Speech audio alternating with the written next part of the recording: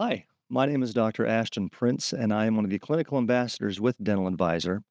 Today, I just wanted to spend a few minutes with you to maybe refamiliarize you or introduce you to a material that I've been using in my office for quite some time now. Now, you may have heard of the OMNICHROMA from Tokuyama, but now this is the OMNICHROMA Flow that they have come out with. It has a few different advancements associated with it, and I want to spend a few minutes to explain to you as to why. Now, some of those advancements, you've got the viscosity of it that is a medium flow viscosity, which is going to maintain that position in place with its application. You're not going to be seeing that running all over, which you might sometimes see with different flowable materials. And I'm going to show you that in a short video here in a moment as well. Now, the strength and durability of the material, it's actually worked out quite well. We have not seen failures or things that have been going on. The shrinkage factor has been fantastic as well. We have not seen that as being something that's been popping out of certain areas because of a debonding that has been occurring. Now, once the material is in place, I'm going to show you with a couple of cases here that the polishability is great, the glossiness is fantastic. We're not seeing a lot of stain that has been associated with these after a short period of time.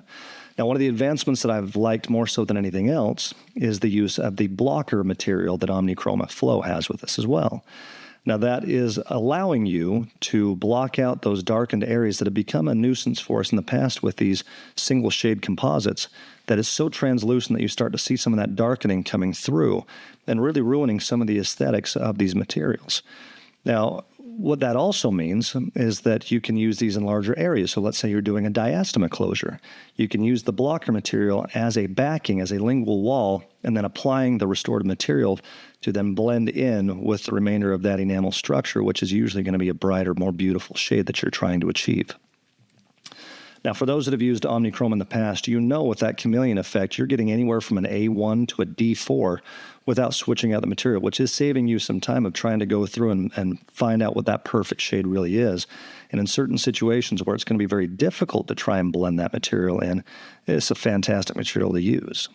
Now, that viscosity that I was talking about, you're going to see here the blocker material that's going to be applied onto a small little platform. When it is placed, you're not seeing that, again, running all over the place. It's maintaining its position.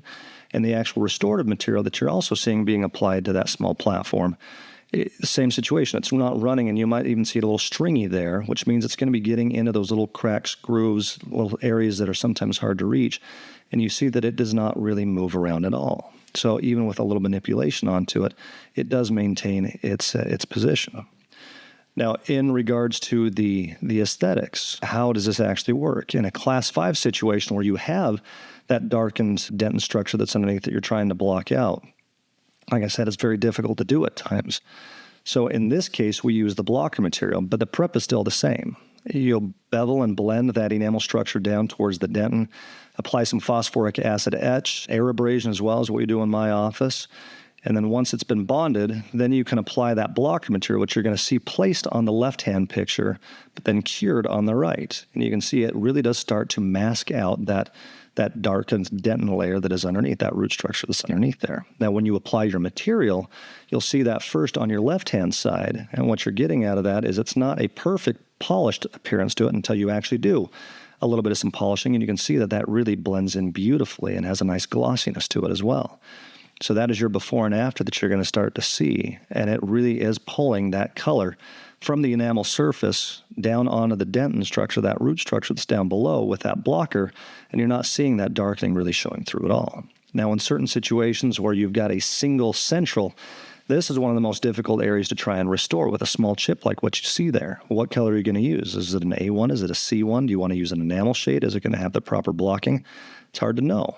But if you apply this material on, it'll blend in for you. Now, isolation, a little phosphoric acid, some air abrasion onto this as well. After you've bonded the material, then you can actually see that that first layer that has been placed, that is without changing anything. It's already starting to pull the color from the enamel structure that's around it. And the same with the second layer that is down below. And once you polish this, it's sometimes difficult to see where the enamel ends and the restoration begins. And that is what we're trying to achieve in areas of high aesthetics that we're trying to maintain for our patients. So if you are looking for a material that is going to give you this kind of a result and blend, I would definitely say give the Tokuyama OMNICHROMA Flow a try.